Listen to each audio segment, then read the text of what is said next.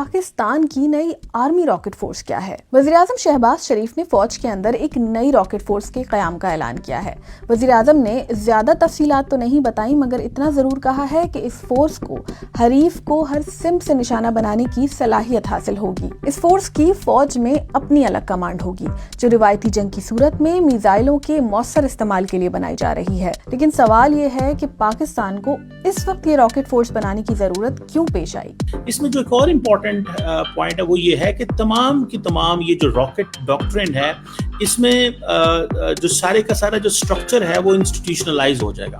وہ راکٹس ہوں، میزائل ہوں، جتنے بھی اسٹریٹجک فائٹنگ ٹولز ہیں، وہ سارے کے سارے ایک اسٹرکچر کے نیچے آ جائیں گے، تاکہ پاکستان کی جو فوج ہے وہ ایک کوہیرنٹ طریقے سے پلاننگ کر سکے اور اسٹریٹجائز کر سکے۔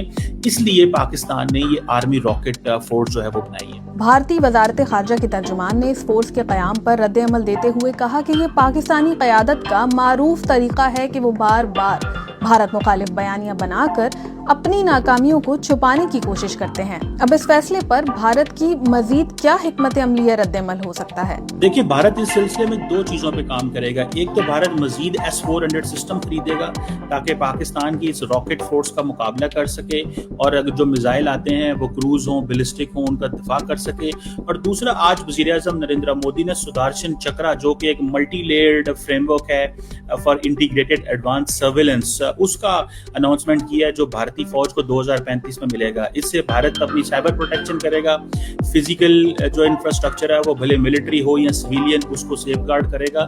تو لگتا یہ ہے کہ بھارت نے آلریڈی اس حوالے سے کام جو ہے وہ شروع کر دیا ہے۔ دونوں ممالک کی طرف سے عسکری صلاحیتوں کو مضبوط تر بنانے کی یہ دوڑ کیا خطے میں استحکام لائے گی یا اسے مزید غیر محفوظ بنائے گی؟